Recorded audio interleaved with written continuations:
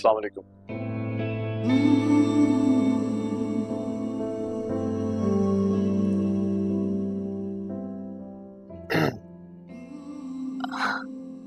बैठें please.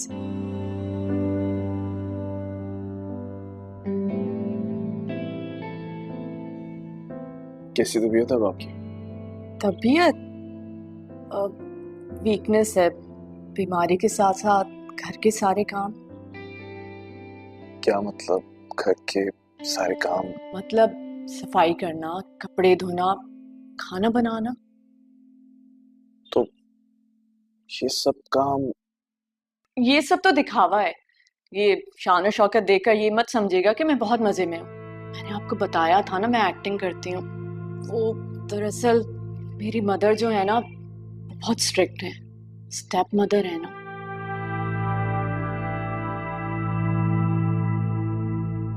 Okay, तो क्या आपके वालिद वाकिफ हैं आपके इन सारे हालात से?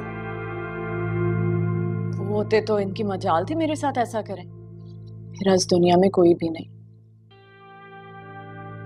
आप लेना, वो दरअसल मेरी कस्टडियन है।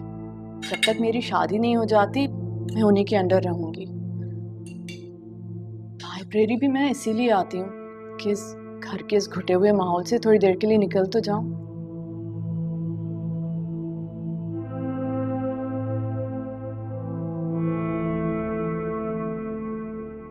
अस्सलाम वालेकुम बेगम साहब। कौन है अंदर?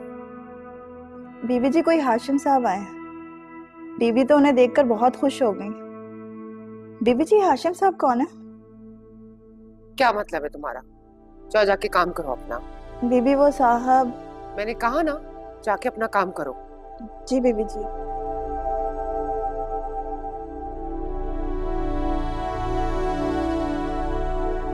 ये लें खाला चाय। रख दो यहाँ। तुमने हादिया को फोन किया? नहीं। तो करना था ना उसे फोन। मैं चाहती हूँ कि अपने घर को वक्त दे, सास और शौहर को वक्त दे। परवेज की बातें तो सुन के मेरा दिल बैठ गया कल। आखिर ये लड़की चाहती क्या है? सब कुछ खुद ही बर्बाद कर रही है। मुझे तो लगता है कि हाशिम को उसने खुद ही बुलाया होगा। बस करो आपदा।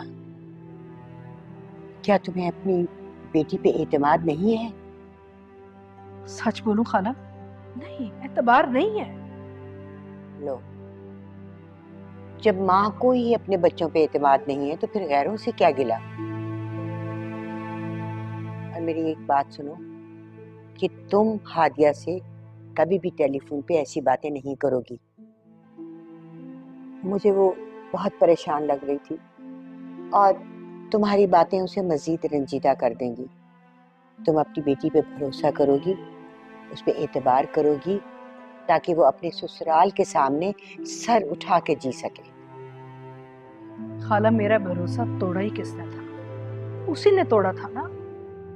हाँ, भूल जाओ ना उस बात को, पुरानी हो गई वो। और जो बच्चे होते हैं वो अपनी माँ बाप की तरबियत का अक्स होते हैं। क्या तुम अपनी तरबियत पे शक कर रही हो? जाओ, उसको फोन करो, उसकी खैरियत दरियाफ्त करती रहा करो। कल सुना था परवेज कितनी तंजिया बातें कर रहा था। मैं तो सुन के परेशान हो गई। सोचो घर जाके अकेले में वो उसके साथ क्या क्या नहीं कहेगा उसे।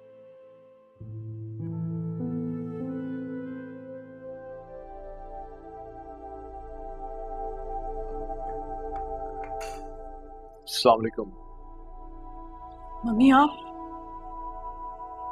घर का घुटा हुआ माहौल, काम का बोझ, स्टेप मदर। बैठो।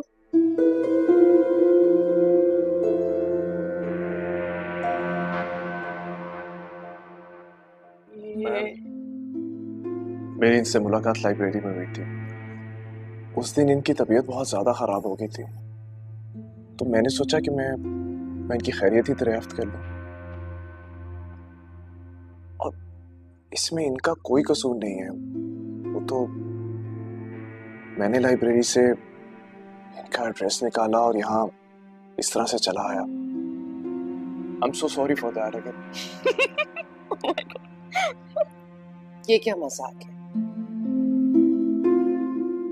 मैं अंबर कमाल हूं, किरण की स्टेप मदर। मेरा मतलब है रियल मदर।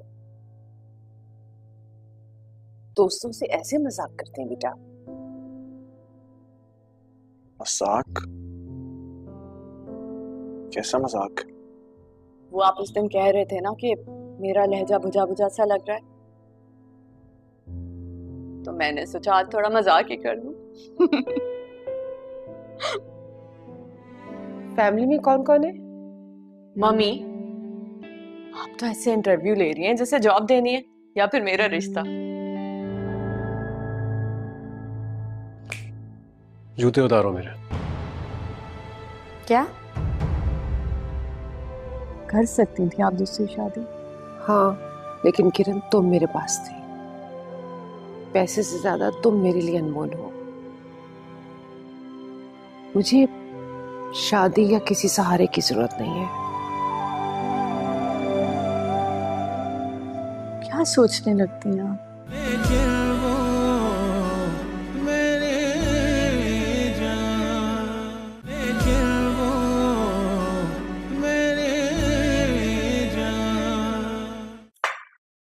तुमने अपने बारे में तो बताया ही कुछ नहीं, और सच सच बताना, इसकी तरह मजाक मत करना।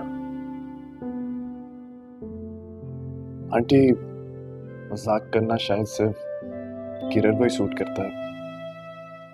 मैं बोला क्या मजाक करूंगा। एक एकेडमी में पढ़ाता हूँ पार्ट टाइम, और साथ सीएसएस की इम्तिहान की तैयारी कर रहा हूँ।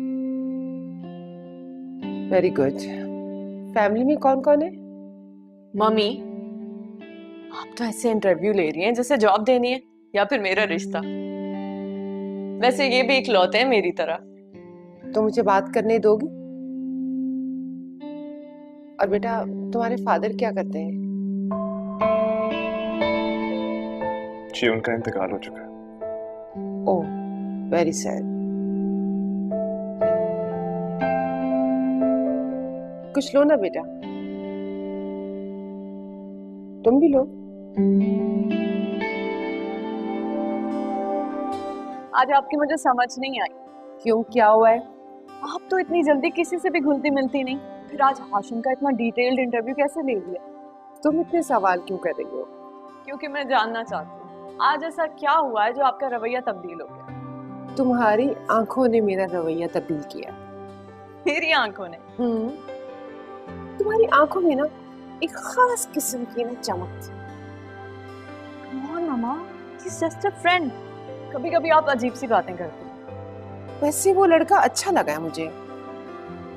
हैंडसम है, खूबसूरत है, उसके बारे में सोचा जा सकता है। मम्मी, आज आप पहली बार मिली हैं उससे, ना उसके बारे में जानती है ना उसके घर वालों के बारे में, और मेरी शादी का सोच लिया। क्या पता शादीशुदा हो, मंगनी हो चुकी हो, या फिर रिलेशन में हो। और अगर ऐसा कुछ ना हुआ हो तो क्या? अच्छा, इन सब बातों के बावजूद अगर कुछ ना हो तो उसके बारे में सोचा जा सकता है। बड़ा अच्छा है। मुझे नहीं सोचना। इनफैक्ट मुझे शादी ही नहीं करनी, ना हाशिम से ना किसी और से। देखो किरण, शादी तो तुम्हें करनी पड़ेगी, हाशिम से नहीं तो किसी और से। तो बेहतर है बेटा तुम उसके बारे में सोचो। मम्मी, मुझे शादी नहीं करनी। आप समझ क्यों नहीं रही? बीमारी के साथ मैं किसी की भी जिंदगी में दाखिल नहीं होना चाहती।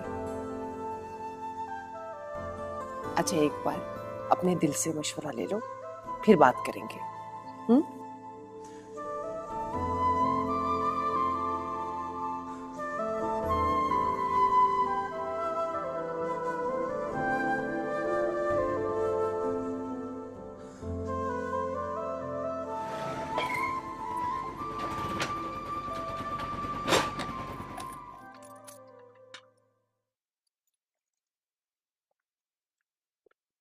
अम्मी,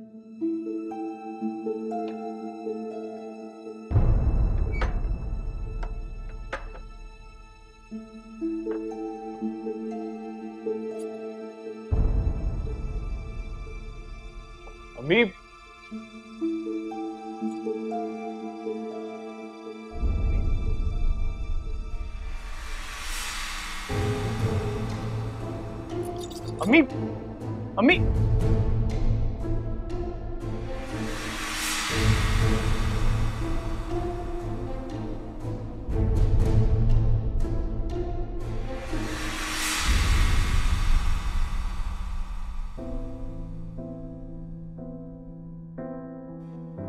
तुम्हारी आंखों में ना एक खास किस्म की ना चमक थी। कौन मामा? He's just a friend. कभी कभी आप अजीब सी बातें करती हैं। वैसे वो लड़का अच्छा लगा है मुझे, हैंडसम है, खूबसूरत है, उसके बारे में सोचा जा सकता है।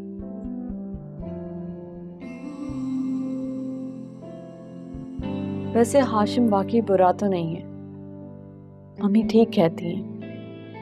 गुड लुकिंग है, पढ़ा लिखा भी है, सोचा जा सकता है।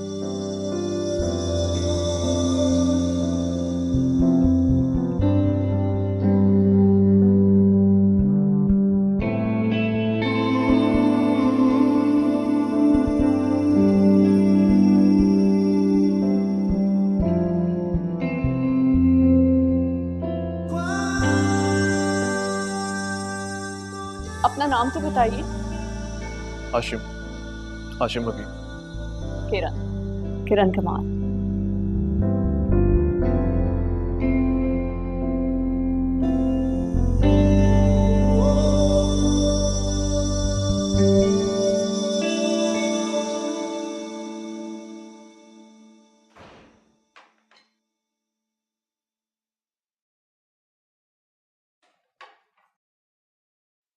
पेजे, हमें पैसे दो, हमें शॉपिंग पर जाना है।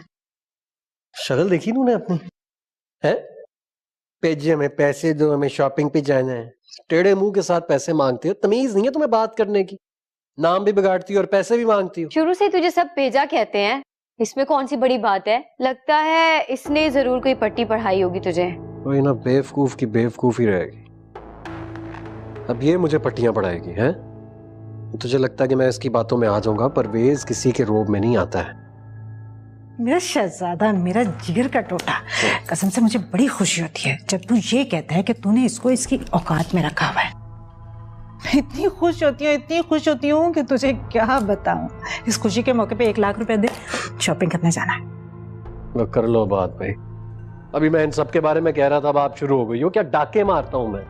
चोर हूं, डकैत समझा रहा है मुझे। शॉपिंग करनी है, 1-1.5 लाख रुपए हाथ में रख दे। कोई पैसे नहीं है मेरे पास इस वक्त। सुन लिया अपने शहजादे का जवाब? हमारी तो कोई वैल्यू ही नहीं है इसके आगे। अपनी इस हादिये पे कैसे लाखों रुपए लुटाता था।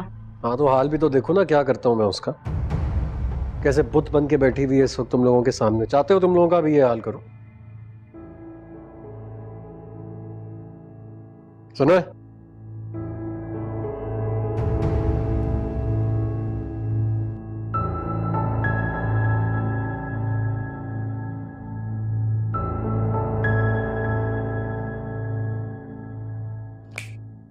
जूते उतारो मेरे। क्या? बहरी हो गई हो, समझ में नहीं आ रहा मैं क्या कह रहा हूं। मैंने कहा मेरे जूते उतारो, थक गया हूं।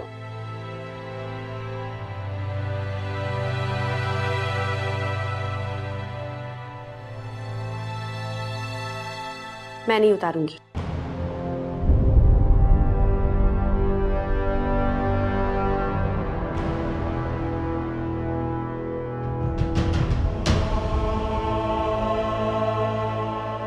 सोच लो, अगर इस वक्त ये जूते मैंने उतार लिए ना, तो यही तुम्हारे सर पे मारूंगा।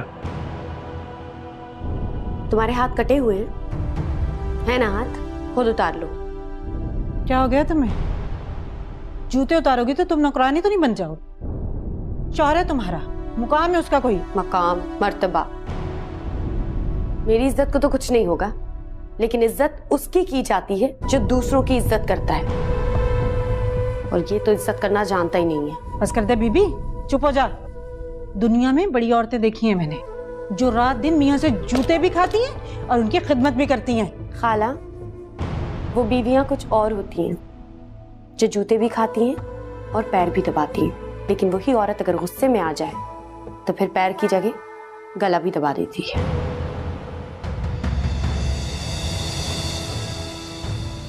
सुन रहे ये क्या कहकर गई है? देख रहा हूं, अच्छी तरह देख रहा हूं, और कला तो इसका अब मैं दबाऊंगा।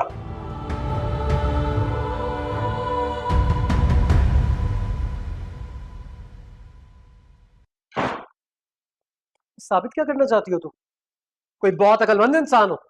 मैं कुछ साबित नहीं करना चाहती हूँ परवेज, लेकिन तुम क्या साबित करना चाहते हो सबके सामने मेरी बेइज्जती? मैं ये साबित करना चाहता हूँ कि मेरी नजर में तुम्हारी कोई इज्जत नहीं है। मैं जानती हूँ परवेज कि तुम्हारी नजर में मेरी कोई इज्जत, कोई औकात नहीं है, लेकिन इस तरह दूसरों के सामने तुम मुझे बेइज्जत क्यों करते हो? बस मैं इतना बताना चाहती हूँ कि तुम अगर मेरी इतनी सी इज्जत करोगे, मैं तुम्हारी औकात से ज्यादा तुम्हारे लिए कर सकती हूँ। मैं सच कह रही हूँ, तुम यही चाहते हो ना मैं तुम्हारा काम करूं, तुम्हारे जूते उतारूं, सब कुछ करने को तैयार हूं, लेकिन प्लीज मुझे थोड़ी सी तो इज्जत दे दो। मैं तुम्हें इज्जत दे, हैरत की बात है वैसे, नए जमाने ने सब कुछ ही बदल दिया है। एक ऐसी बीवी जिसके दिल में किसी और की मोहब्बत है, वो अपने शौहर से इज्जत मांग रही है। वाह क्या बात है। क्या कह रहे हो तुम? तुम्हें सच में लगता है कि मैंने हाशिम को वहां बुलाया था? हाँ बिल्कुल, मुझे ऐसे ही लगता। तुम क्या सोच रहे हो परवेज? मुझे नहीं पता था कि हाशिम वहां दादी को मिलने आने वाला है, मुझे बिल्कुल नहीं पता था, मेरा यकीन करो। मुझे तुम्हारी किसी बात पर यकीन नहीं है, झूठ मत बोलो मेरे साथ। परवेज, बीवी हूं मैं तुम्हारी अब, और तुम्हारा यकीन मेरे लिए सबसे बढ़ के। तुम बताओ मैं क्या करूं जो तुम्हें यकीन आ जाए कि मैंने उसे नहीं बुलाया?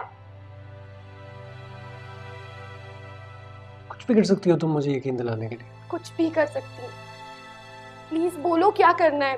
मैंने नहीं बुलाया उसे।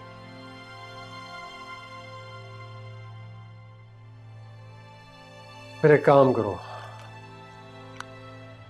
हाशिम को फोन करके उससे बात करो। क्या? हाँ, तुम अभी इसी वक्त उसको यहां बुलाओ।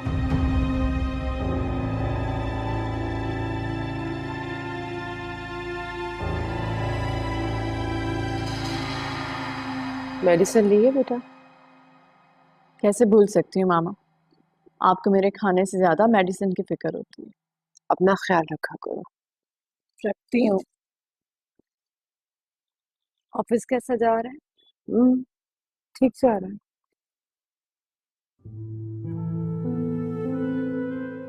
क्या हुआ, उदास लग रही हैं? पापा याद आ रहे हैं? नहीं। बाकी आपको पापा कभी याद नहीं आते?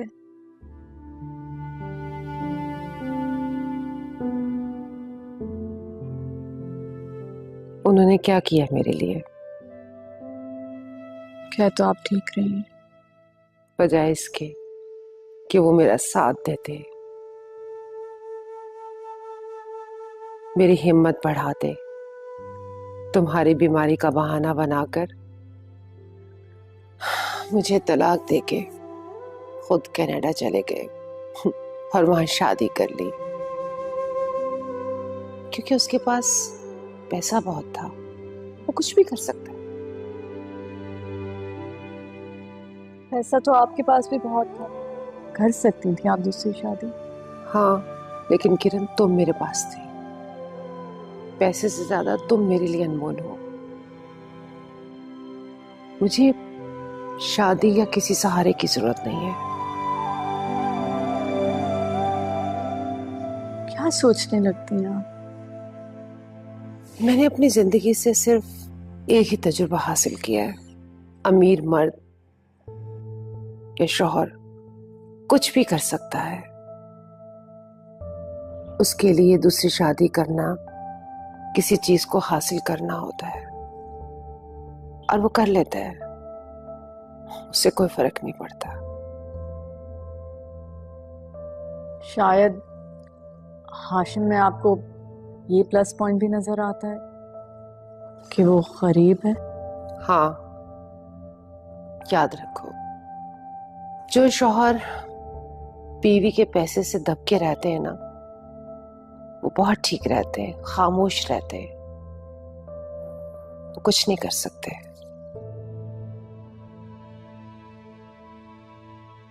चाहे उसकी बीवी मेरी तरह बीमार ही क्यों ना हो। ऐसा नहीं है।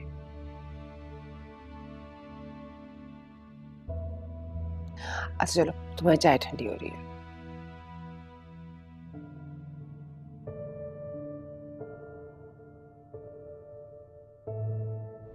बकवास बंद करो अपनी। झूठ बोल रही हो तुम। इतनी तुम मेरी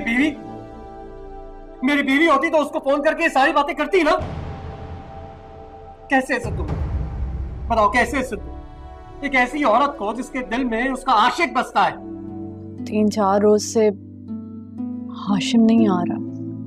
तो बेटा तुमने उसकी परेशानी शेयर करनी थी ना। किया था, बस सरसरी से बात हुई और बस मुझे लग रहा है वो परेशान है। तो ठीक है, तुम उसके घर चली जाओ।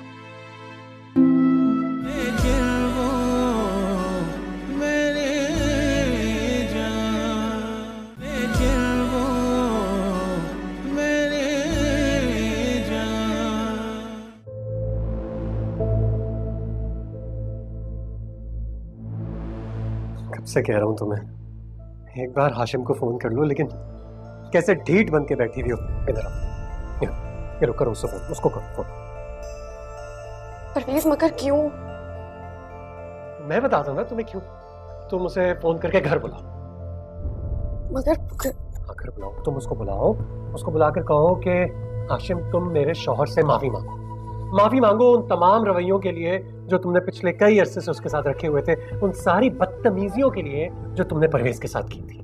और एक और बात, उसको कहो कि वो कसम खाकर जाए यहाँ से कि वो तुम्हारी जिंदगी से दफा हो जाएगा, दोबारा कभी तुमसे नहीं मिलेगा। परवेज वो वैसे भी जिंदगी से जा चुका है, तलाक दे चुका है वो मुझे। कैसे चला गया है? कैसे चला गया वो हमारी जिंदगी से?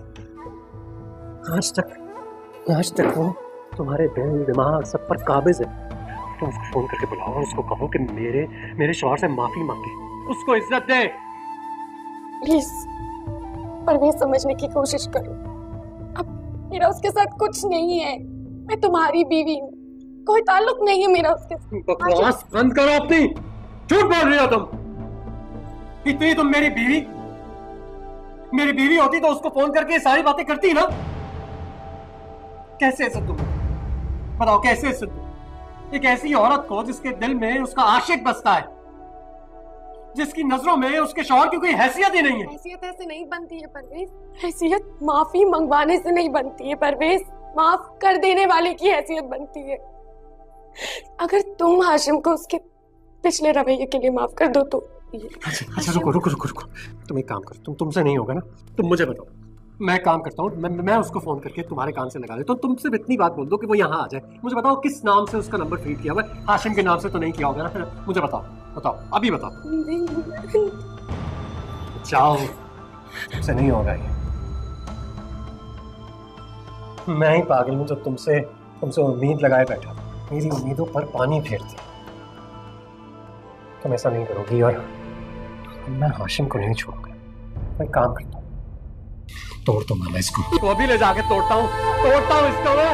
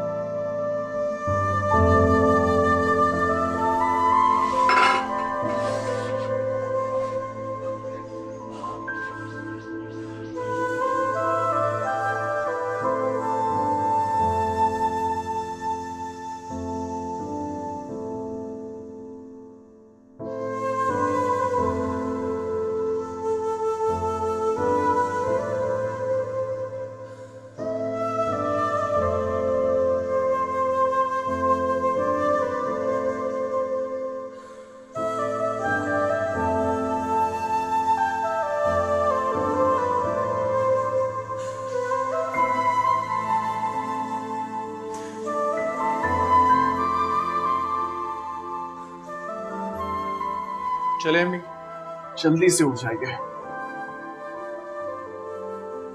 जी चलिए। शाबाश।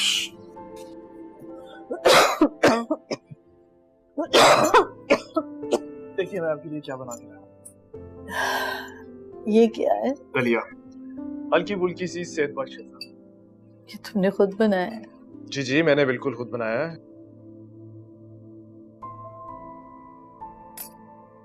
ये हाथ पर का क्या किया है तुमने? कुछ नहीं अम्मी, कुछ भी नहीं हुआ। दलिया बनाते हुए जला लिया ना। मना किया था किचन में जाने से, लड़कियों वाले काम करने से।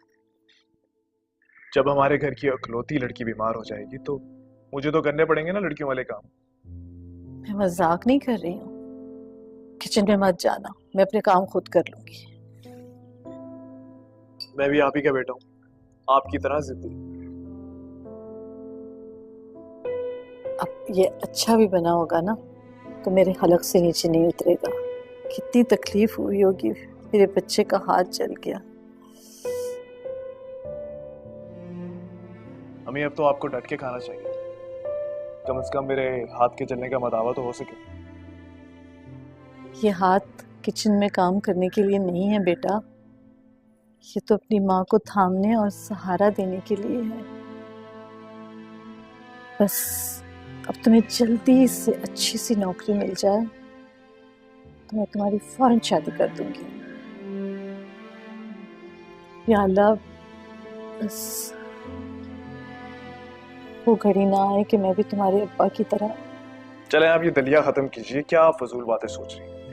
मत सोचा करें ऐसी बातें, अच्छी नहीं है आपकी सेहत के लिए। जब भी मैं शादी की बात करती हूँ ना तुम गोल कर जाते हो। अम्मी वक्त के साथ सब चीजें ठीक हो जाती हैं और हम दोनों को उसी वक्त का इंतजार करना है। चलें आप ये दलिया खाइए ताकि मेरी कुछ तो मेहनत वसूल हो।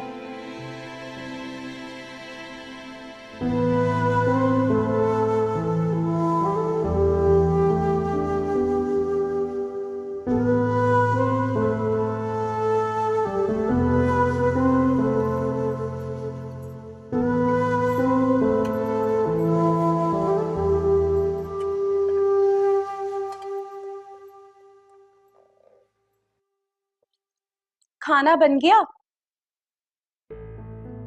बस 1 घंटा लगेगा।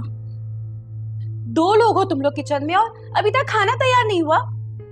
मैं तो सुबह से कपड़े धो रही थी सजीला बाजी, सुबह से किचन में तो हादिया बाजी लगी हुई है। इसे तो वैसे भी काम करते हुए मौत पड़ जाती है। तो आ जाओ, मदद करवा लो साथ में, जल्दी हो जाएगा काम। मैं तुम्हारी मदद करूं? क्यों? पहले भी तो काम करती थी ना, अब क्या नया हो गया? पहले हमारे घर में ना तुम्हारी जैसी मुलाजमा नहीं थी। तमीज से बात करो, भाभी हूं मैं तुम्हारी। भाभी हो? वैसे बताऊं, भाभी वो होती जिससे भाई अपनी बीवी समझता हो, लेकिन परवेज भाई ना वो तुम्हें किसी नौकरानी से ज्यादा नहीं समझते। और वैसे भी जब से तुम इस घर में आई हो ना, परवेज भाई मजीद और सड़ियल किस्म के हो गए। शॉपिंग के लिए पैसे मांगे मैंने उनसे, साफ मेरे मुंह पर मना कर दिया। गलती हो गई तुम्हें इस घर में लाकर। जल्दी खाना बनाओ, देर हो जाती तो अम्मी का शुगर लो हो जाता है।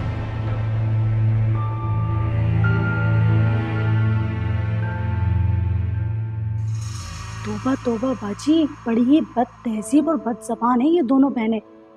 बड़े बड़े घर में काम किया है मगर इसी जबान दराज नहीं देखी। जल्दी जल्दी काम करो। वैसे हादिया बाजी, सच बात तो ये है कि आप बड़ी बाजी की भांजी लगती नहीं है, वरना कोई अपनी भांजी के साथ ऐसा सलूक करता है क्या?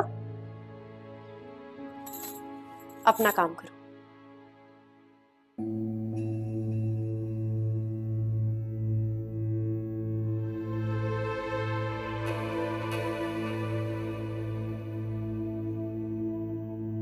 मैंने अपनी जिंदगी से सिर्फ एक ही तजुर्बा हासिल किया है, अमीर मर्द या शौहर कुछ भी कर सकता है।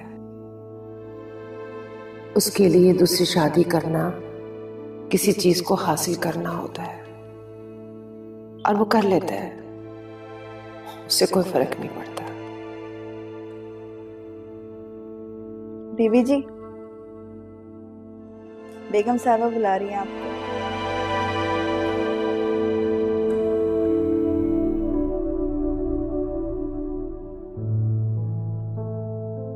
क्या हुआ? कुछ नहीं। कुछ तो है। मम्मी कहा ना कुछ नहीं। और आज आप ऑफिस से जल्दी आ गई?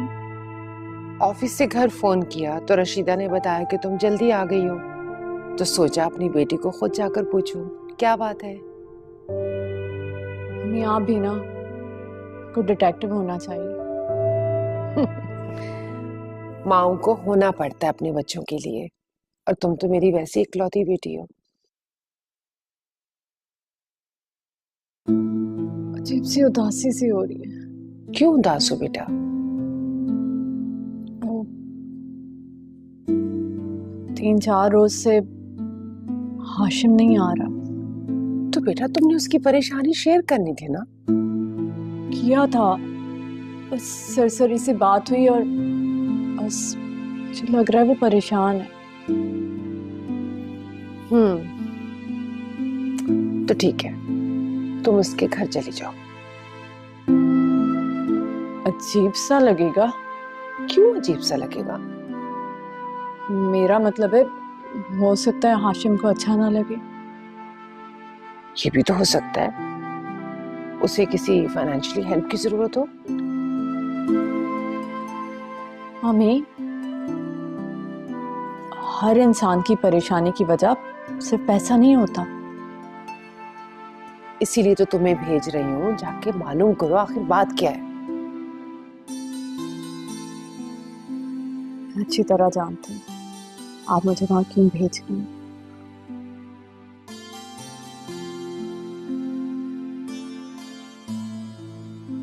अच्छा यहाँ मेरे पास आओ।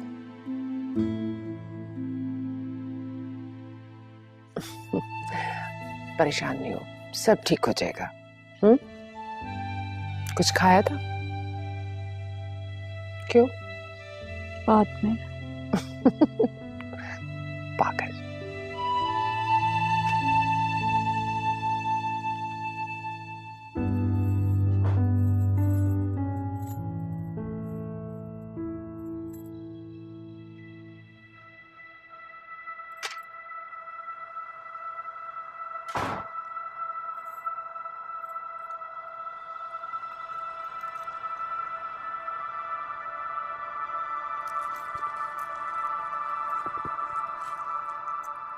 एक कप चाय बना के लाओ मेरे लिए। और सुनो, चाय अच्छी होनी चाहिए। तुम्हारे मिजाज की तरह खराब हुई ना तो खैर नहीं होगी तुम्हारी। मैं नहीं बना रही तुम्हारे लिए चाय, किसी और से बनवा लो। वैसे भी तुम्हें मेरे हाथ की चाय पसंद कहाँ आती है? बाय द वे, शादी से पहले से तुम्हें मेरे हाथ की चाय बहुत पसंद थी। हाँ, शादी से पहले तुम्हारी हर चीज को पसंद करना मेरी मजबूरी थी। पता है, ये जो मजबूर इंसान होता है ना, मुझे इससे बड़ी नफरत है। बेचारे को बकवास चीज को भी खुशी से पसंद करना पड़ता है। लेकिन जानती हो, मैं अब मजबूर नहीं रहा। तुम मुझे मिल जो गई। अब जाओ, जाकर चाय लेके आओ।